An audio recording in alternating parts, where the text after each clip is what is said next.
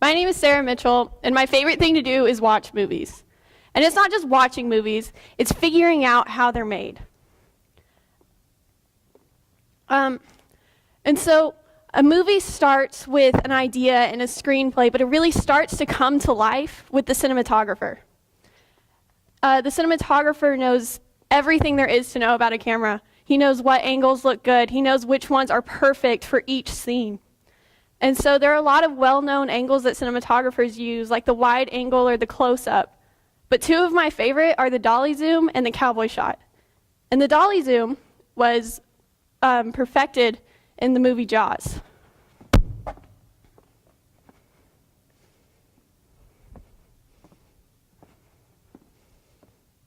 So to make this shot, the camera is on a dolly, which is a cart on train tracks, basically. And if I'm the dolly, I'm facing my subject, which is the podium, and I'm as far back on my train tracks as I can go. And I'm zoomed in so that if the podium was a character, it would be from my waist a little bit past my head. And I start all the way at the back, and I move forward while simultaneously zooming out so that our character doesn't move, but our background does. And this shot is usually used for shock or confusion, because once you get that kind of emotion, you feel like you need to sit down because you're dizzy. So the cinematographer is recreating this feeling that you have by using this shot because you're dizzy. Another really good shot is the cowboy shot. And this one is used a lot in Westerns, and it was used really well in The Good and the Bad and the Ugly in the scene of the Mexican standoff. And in this scene, or in this shot, the cinematographer is filming from your waist down to about your mid-thigh, and it's focused on your hip where your gun is. And so our cowboy is standing there, he's twitching his fingers, just like all of us imagine. And you are anxious. You're waiting for our main character to take the first shot and be the winner of the standoff. And so we can't see his face either, so we don't know what his emotions are. We don't know if he's confident or if he's scared. So we're worried. But there are other parts of this scene, other shots, which are close up on the eyes of every character in a wide shot, plus this shot on our main character, played by Clint Eastwood. So the editor actually has control of all of that, and he has the control of how long each one of these shots is on screen. And that just makes us more anxious because the editor has every shot on there for maybe a second. So we can't focus. We're confused. We're worried. And then the final shot from the gun is pulled. But I like editing because I have control of everything, and I like control. And I really learned that when I was a freshman, and I started my video production class. My best friend in that class was James Pegas. He was a senior that year, and he was basically my actor for everything I did. And this was one of my favorite videos that I did with him.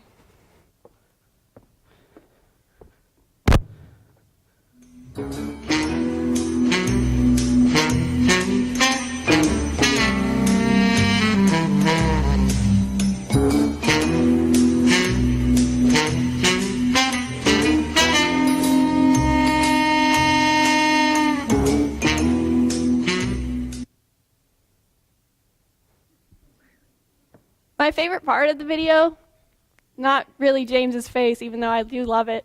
My favorite part is the music. And we all know that it's the Pink Panther, but it's the way that the music makes us feel. It makes us feel like we're that hat crawling onto James's head and spinning around. It makes us feel mischievous and like we're getting away with something.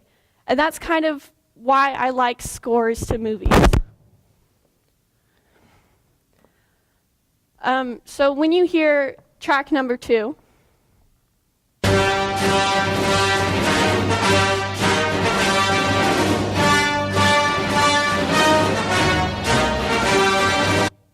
when you hear this song, you're kind of frightened and you're petrified with excitement because you know that this is the song that plays when Darth Vader first shows up in Star Wars in the very first episode. But when you hear track 3,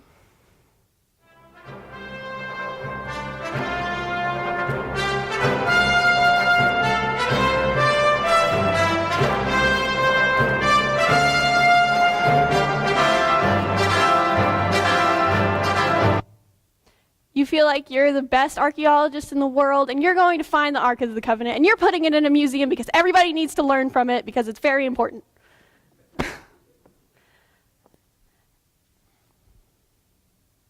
And so it's showing why scores are so important, because they add and enhance the emotion to every single movie, because they carry the emotion with them after the movie is over. And so I can't watch a movie 7 times in a row because I've been told that that's kind of weird and it's odd, and it makes me almost a psychopath.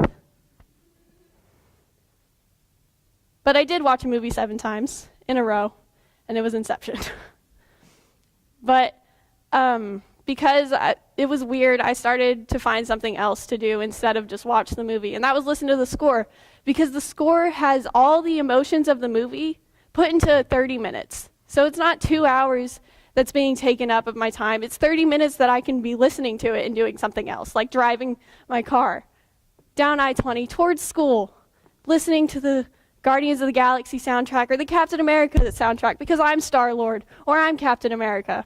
And the music obviously applies to my life.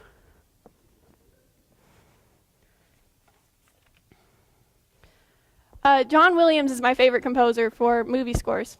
And he's composed for all 4 of these movies: Saving Private Ryan, Jurassic Park, Catch Me If You Can. And he's also composed for Star Wars and Indiana Jones, the 2 songs that I showed you. He said that he created the Indiana Jones soundtrack to be like an opera.